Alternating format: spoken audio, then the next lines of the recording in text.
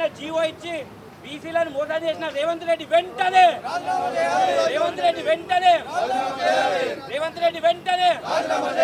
Down down down down down down Congress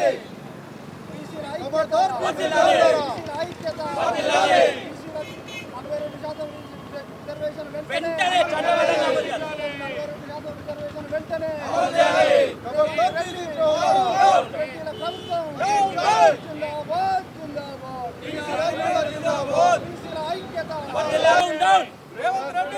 down down down Congress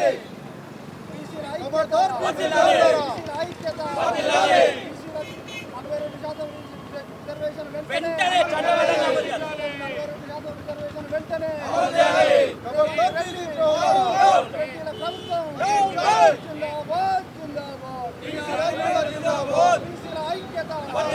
వద్దురా నాయనా వద్దురా నాయనా జై బీసీ జై బీసీ జై బీసీ జై బీసీ బీసీ ద్రోహులారా బీసీ ద్రోహులారా బీసీ ద్రోహులారా రేవంత్ రెడ్డి వెంటనే బీసీల ద్రోహం చేసిన రేవంత్ రెడ్డి వెంటనే బీసీ ద్రోహులారా బీసీ ద్రోహులారా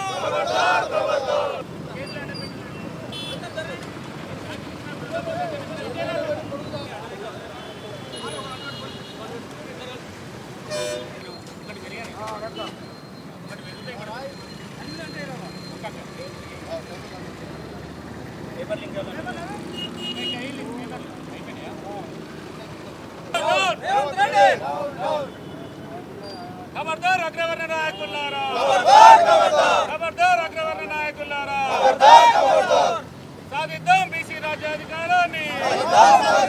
సంస్థల్లో బీసీలకు 42% రిజర్వేషన్ కల్పిస్తూ బలహీనమైనటువంటి జీవో రేవంత్ రెడ్డి సర్కార్ ఇచ్చింది. ఈ జీవో కోర్టులలో నిలబడదు. ఈ జీవో ద్వారా బీసీలకు న్యాయం జరగదు. బీసీలకు 42% రిజర్వేషన్ అమలు కాదు అని చెప్పేసి తెలంగాణ రాష్ట్రంలో ఉన్నటువంటి బీసీ మేధావులు, బీసీ ప్రొఫెసర్లు, బీసీ సంఘాలు, వివిధ కుల సంఘాల నాయకులు అందరం కూడా మొదటి నుంచి మొత్తుకుంటూనే ఉన్నాం.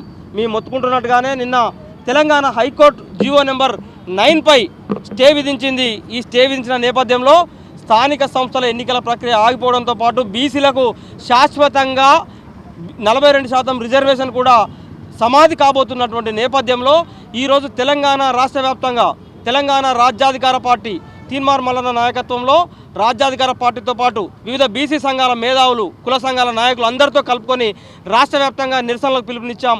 ఈ నిరసనలో భాగంగా ఈరోజు హన్మకొండలో జీవో నెంబర్ 9 ప్రతులను కాలువ సర్కిల్లో జీవో నెంబర్ 9 ప్రతులను తగలబెట్టడంతో పాటు ఈ జిల్లాలో ఉన్నటువంటి, ఈ నగరంలో ఉన్నటువంటి బీసీ మేధావులు అందరితో కూడా చర్చించి భవిష్యత్తులో ఈ 42% రిజర్వేషన్ బీసీలకు సాధించేటువంటి క్రమంలో రాష్ట్ర వ్యాప్తంగా ఒక తీవ్రమైనటువంటి ఉద్యమానికి రూపకల్పన చేయబోతున్నామని తెలియజేసుకుంటూ ఈరోజు ఈ కార్యక్రమంలో మాకు మద్దతునిచ్చి మాకు పాల్గొంటున్నటువంటి బీసీ మేధావులకు, బీసీ కుల సంఘాలన్నిటికీ కూడా కృతజ్ఞతలు తెలియజేస్తూ ఉన్నాం.